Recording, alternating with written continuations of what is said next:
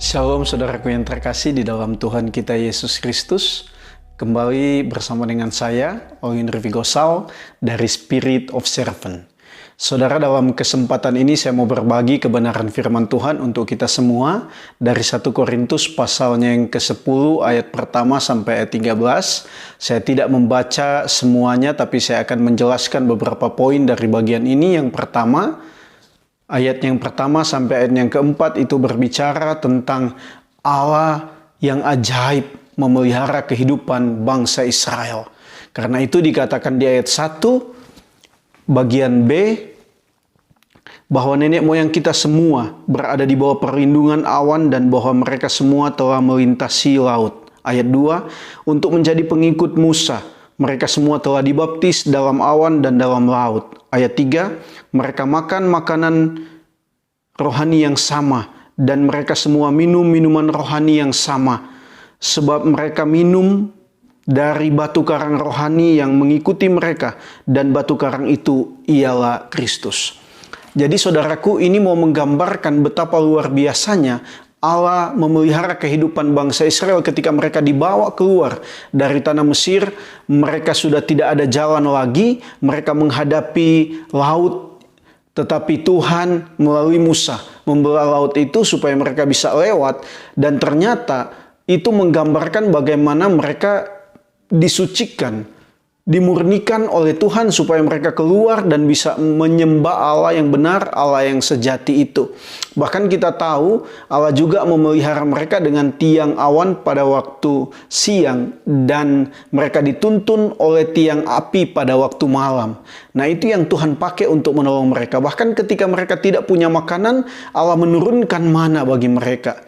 Ketika mereka tidak punya minuman, Tuhan memberikan kepada mereka air. Bahkan dikatakan mereka diberikan dari batu karang rohani, yaitu Kristus. Menggambarkan bahwa Kristus adalah air hidup, sumber kehidupan itu sendiri.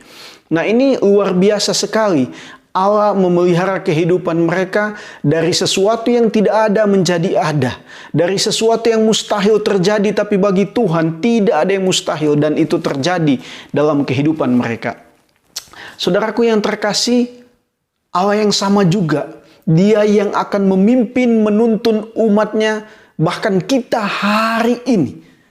Dia yang bertanggung jawab atas hidupmu, atas hidupku. Dia yang memelihara hidupmu dan hidupku. Dia yang menjamin hidupmu dan hidupku.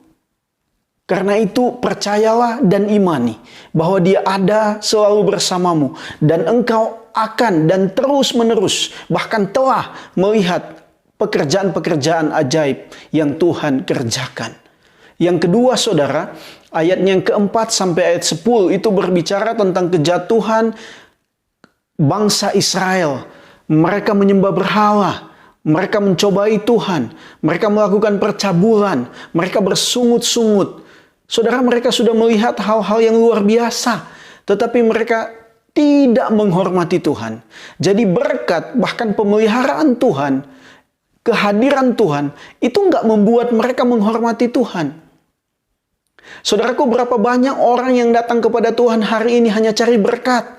Ketika mereka mendapatkan berkat itu, mereka meninggalkan Tuhan. Berapa banyak orang kaya hari ini yang hidupnya sembarangan, tidak mau ikut Tuhan. Jadi saudaraku, ketika kita mau datang kepada Tuhan, carilah Tuhan itu. Bukan cari berkatnya. Bukan cari pemberiannya, tetapi cari Tuhannya.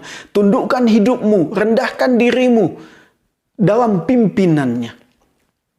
Yang selanjutnya saudara, dikatakan bahwa kisah ini mau memperingatkan kita supaya kita tidak hidup mengikuti cara hidup bangsa Israel yang sudah mengalami berkat tetapi menduahkan Tuhan, melupakan Tuhan. Dan yang selanjutnya saudara, ayat 12 itu berbicara, dikatakan di sana, sebab itu siapa yang menyangka bahwa ia teguh berdiri, hati-hatilah supaya ia jangan jatuh. Saudara, kita nggak boleh sombong. Kita jangan berkata saya hebat, saya kuat, saya mampu, segala sesuatu saya bisa. Ketika kita demikian, maka itulah kejatuhan kita. Seharusnya kita rendah hati berkata, saya rapuh, saya mudah meninggalkan Tuhan, saya mudah mengecewakan Tuhan, sehingga saya mohon belas kasihan Tuhan. Ini yang Tuhan mau dalam hidupku dan dalam hidupmu. Dan yang terakhir ayat 13 dikatakan di sana, pencobaan-pencobaan yang kamu alami adalah pencobaan biasa. Saudara, pencobaan yang dialami oleh bangsa Israel itu pencobaan biasa. Jadi saudaraku, apa pergumulanmu hari ini? Apa ujian yang engkau alami hari ini? Mungkin engkau takut menghadapi COVID-19. Mungkin engkau sedang berduka. Mungkin hari ini engkau berkata, Tuhan, dari mana saya mendapatkan uang untuk hidup keluargaku? Usahaku merosot. Saya sudah di PHK.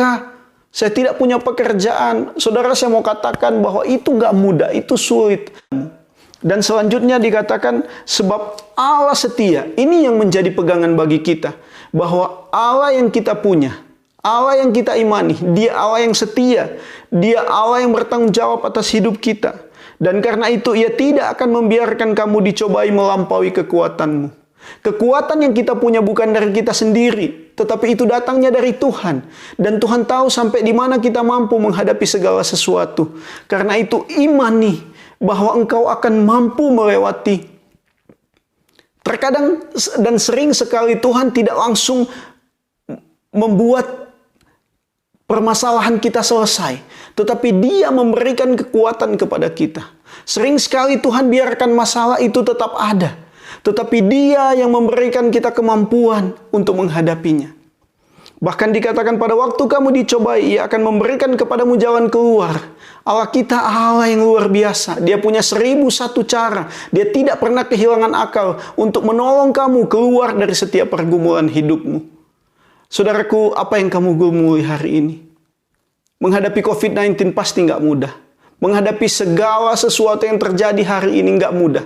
Tapi saya mau katakan, percaya dan beriman kepada Tuhan. Bahwa Dia Tuhan yang ada dalam hidupku, dalam hidupmu. Dia akan memberikan kita kekuatan pengharapan baru untuk menghadapi hidup yang Ia percayakan. Tuhan Yesus memberkati kita semua. Shalom.